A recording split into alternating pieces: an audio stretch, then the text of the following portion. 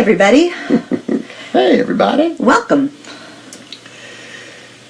All right, so we've missed almost 2 weeks. We missed last week, but we're back. We're here. We're rocking and rolling. You gonna tell them why we missed? Nope. Yeah, you are. That's what we're talking about today. Yeah. I figured so. So I screwed up Mother's Day, and we spent a couple times. See the swords behind me? I had to lock them up. No, but we got in a really big fight. Yeah, we're talking about it. I know. He's chewing on the bones. Oh. Our dog brought a bone in. Cindy says, "Don't bring a bone in." And he did. And she goes, "Oh, well, it doesn't bother me as much as it bothers you." But then the constant ticking that you're about to hear on this entire recording is from that dog chewing on the bone. No, it's not.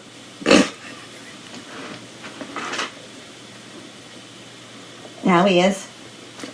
No. Okay, so we're procrastinating. We're procrastinating. All right, so obviously you've given this a lot of thought about how you're going to do it this No, I haven't. No, I haven't. That's what we do, these things, Improv. Okay, let's do it. So, but I think it's really super important that, so I don't think I think in the 10 years that we've been together, I've been that angry like 3 times. It's really angry. Yeah, you were. It's really, really angry. Mm-hmm. So,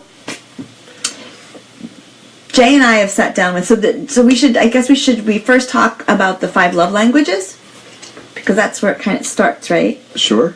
Okay, so, and we've talked about them before. It's The 5 Love Languages by Dr. Gary Chapman. And basically he says that you can fill each other's love buckets one of 5 ways. And each of you has a primary and a secondary love language. Stop. And it's important to know which love language, primary and secondary love language, you have and that your spouse has, so that you can meet their love languages. Yeah, and fill their love buckets. And then it lets the other person know that you really care and that you're listening and that you love them. Because we tend to love people the way we want to be loved, not the way they want to be loved. So my primary love languages are quality time and touch. Mm-hmm. Yeah. And yours are? Affirmation. Mm-hmm. I can't remember what the other one is. Touch. I said touch? No, you didn't. Oh, affirmation and touch. Yes. Okay. Okay. So yes. But we can also have so gifts aren't a big deal for me like on a daily basis, but gifts are something that I love on holidays. So we actually sat down with our life coach and energy worker and went through the holidays and went through gifts, and Mother's Day was on there. Mm-hmm. And so Mother's Day happened this year. And I woke up that morning, and you had already gone to work. Mm-hmm.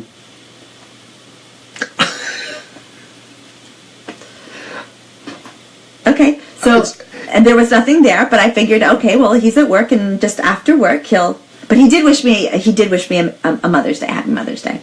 Mm-hmm. He did. And then,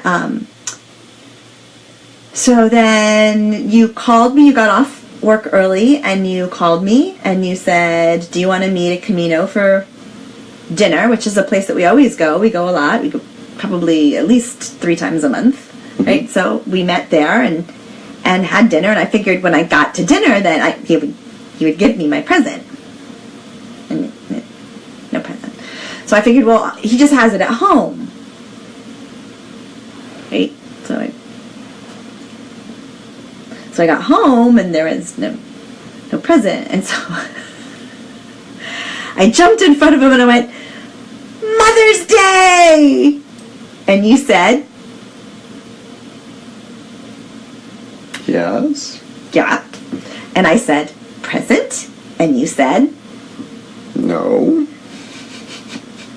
I got mad. Did you? I can hardly remember. And I did something that I don't do very often. Very, very infrequently. I went and I got my pillow and I went to the guest bedroom. Yes, but before that, I said to you that I did get you a present. It just hadn't got in yet, and then you got upset because I hadn't told you that. Yes. Yes. So, and it did come in, but 3 days late.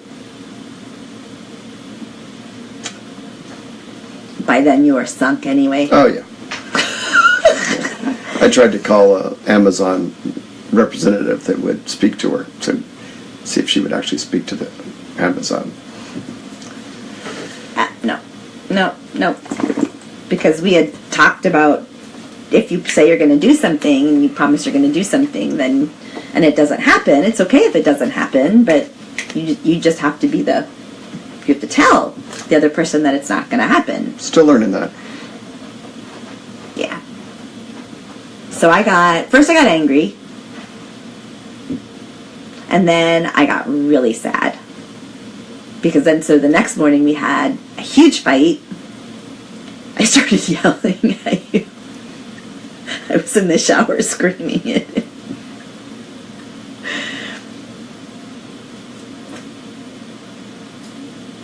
You got defensive.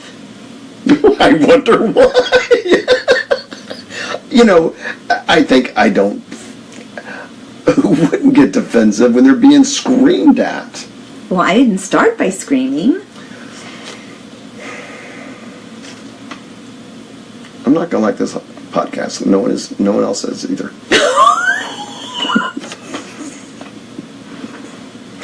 Or maybe they're gonna like it even more because I'm squirming. Okay, so it was bad. Yes. And so then I got very quiet because then you said we would do a do-over. And then I kept waiting for the do-over. So Monday morning is when we were yelling, like upset. Okay, but in man language, I was stupid, and I was thinking do-over as far as our emotion and coming back to. I'm telling you what happened. Okay. Well, That's why. That's what you thought the do-over was? Yes. That's why I didn't do anything. I didn't do Mother's Day over like you were expecting. I was just doing us over.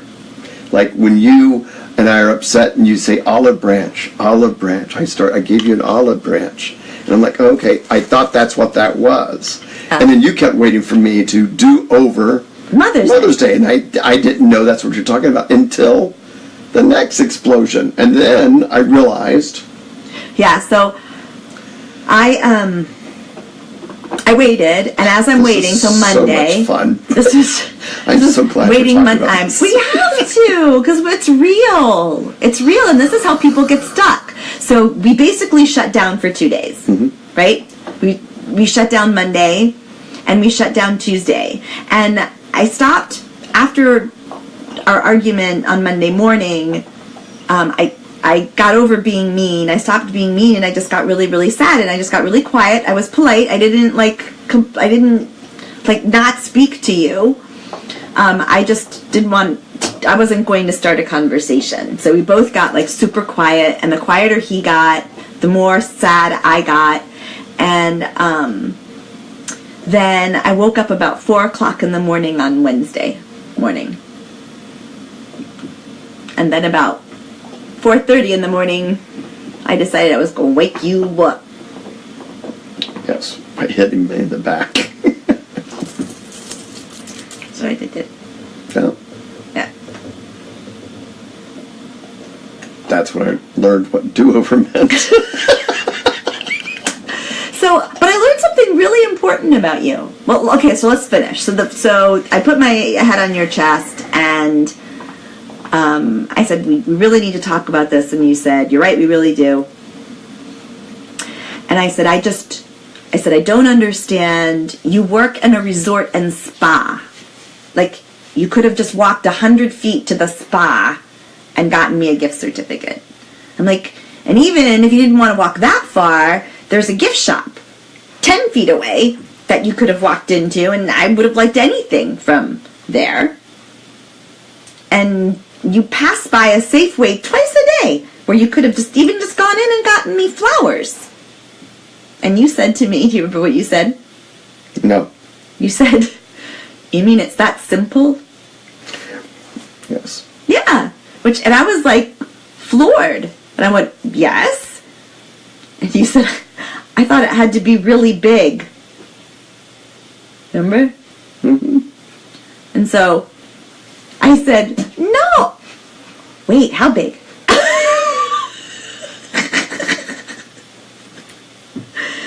Yeah. So we decided to have a do-over. So I asked for a do-over day.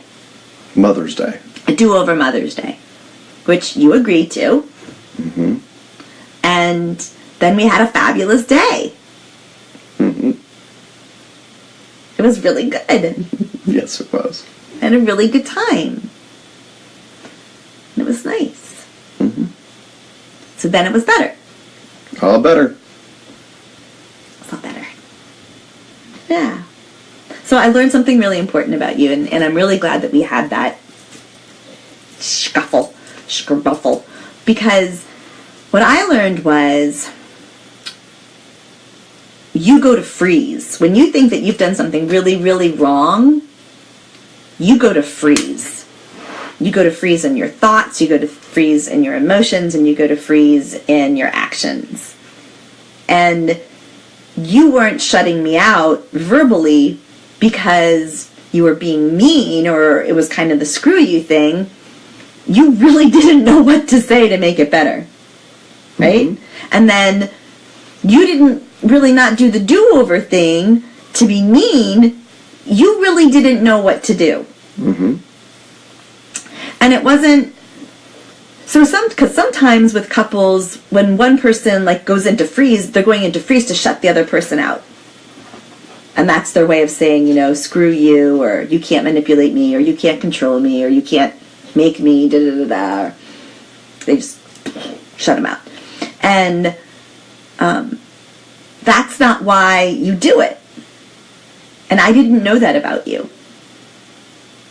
So I think that was super important for me to learn about you, is that when you feel like you've done something really, really wrong, and then you get really quiet and you don't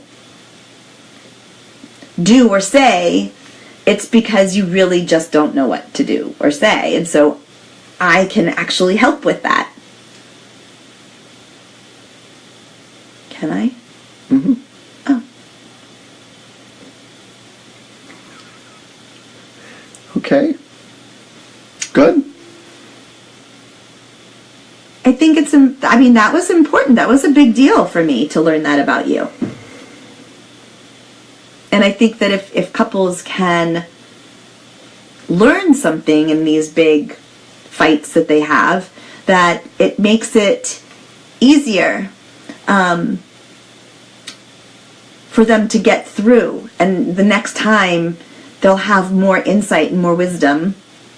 The other thing that I really learned that I think is super important is how quickly and easily, because it doesn't happen really often with us, that we'll disagree, but I remember that we're on the same team. I remember that you are my beloved, that you really don't want to do harm to me. I remember that you love me and I love you, and you're not my enemy. What throws me off is that we don't go through this sort of stuff all the time, and when it does, when you do go to anger, it catches me off guard because it's not the way we communicate. Yeah. I mean, boom, went to you are my enemy. Mm-hmm. And you did the same with me. Mm-hmm. And I think that is so common with couples, and something that we've worked on for a couple of years now, right? Or at least a year. You have to do over that too. Yeah. Do over that. But it's so important to be able to, within conflict, be able to look at the other person and say, okay, wait, you're not my enemy. We're on the same team. I love you. You love me. We're going to figure this out. We're going to figure it out. It's not if, it's when. You know? And for me, it's not only you having patience with the situation, but me having patience with it too, because I don't have the answers, and sometimes you're waiting for me to come up with the answer, and it's like I said, like you said, I go into freeze mode. Mm-hmm. So yes.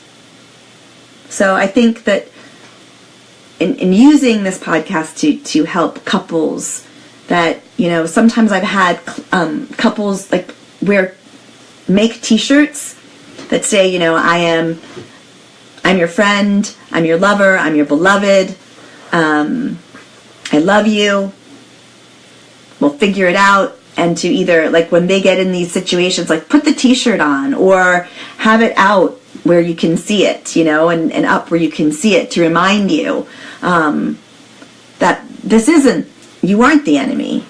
You're not even the opposition. You know.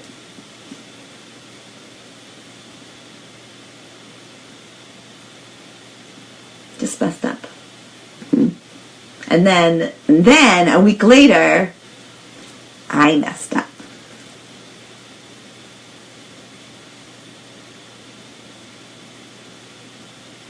Yeah. You want to tell them what happened? Nope. You're much better at these stories than I am. Get me started. Jumpstart me. You go to the dentist. Oh my God, yes. I go to the dentist, and then I know she has plans to go into a town which is far away from where we live, and so... Far away, it's 50 minutes. Yes. So I'm 45 minutes away, and so I saw on our calendars that she's supposed to be in this town, and so I got done with my teeth, and so on my way home I realized that I had feeling in my tongue and my lips and everything, so I was starving, so I thought I would stop and get something to eat. And But we had spoken after the dentist. Mm-hmm. And so she said she was not there, but then she was going to go, I don't know, I'm getting this all screwed up. I was going to go to the grocery store. Yeah. And so I thought she was going to go, that she was in Leesburg, or in that town, and that she was just going to go to a store near us later on. So I was under the impression that she was in the area of the other store, but decided not to go, and she was going to go to one closer to her house. So I stopped to have lunch, because I knew that she was at least 50 minutes away. So I knew you were in pain, Mm-hmm. right? Because you had called me because you stopped to get a prescription. Because he had 2 teeth crowned, and I had just had that like a month ago, so I knew what he was feeling. I knew it wasn't good.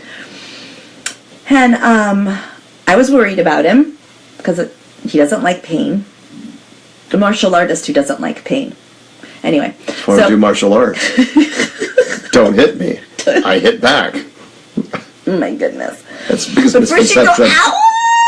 Yeah, that's what I do.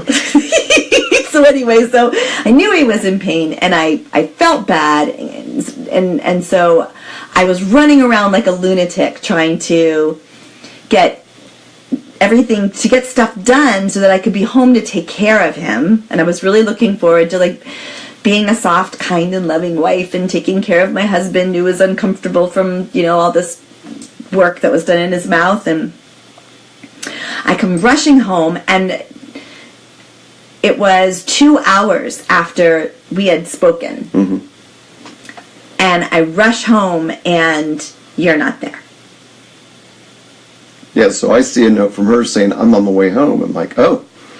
And I was pretty much done with lunch, so I'm like, I'll just start heading home. I'm going to beat her, because I'm closer to where she is than I am. So I start driving. It's not that big a deal. Misunderstanding. But I texted a couple times. You Yes. didn't answer back. Then I called. We live in the mountains. So no, but I was somewhere. Anyway, it doesn't matter. So by the time you got home, I was riled. Yep. I was angry. So I saw it going all over again. Because it was happening again. And so I just broke down. Well, what happened before you broke down? You exploded. I did. Yeah, you really exploded. Yeah. Which kind of worried me, because you don't explode. And then he went from exploding to imploding. And I, of course, tried to turn it back on him, because, of course, it couldn't be. I couldn't have done something wrong. It was all about him doing something wrong. And he looked at me and he goes, you're turning this around to me. I'm like, no, I'm not. No, I'm not. It's obviously your fault. I remember your glue. I know. So, I thought about it. For the next day, I thought about it. And I realized that I'm having a really tough time with this thing called flow. I see, baby. This thing called flow, I'm having a really difficult time with. And I get really attached to my expectations, and I get really attached to my plans, and I get really attached to my goals and the things that I want to achieve, and I get so like I hold onto it so tight, and then when it doesn't happen, I get so disappointed and angry and confused, and so I realized, and I'm really working hard on, when things don't go right, instead of going to that screw you place, blah, blah, blah, blah, blah, blah, like surrendering and just going, Cindy, it's just, the world is round, right? Cindy, the world is round. Cindy, I just went to lunch. I mean, I got angry because you went to lunch. I mean, it's really silly.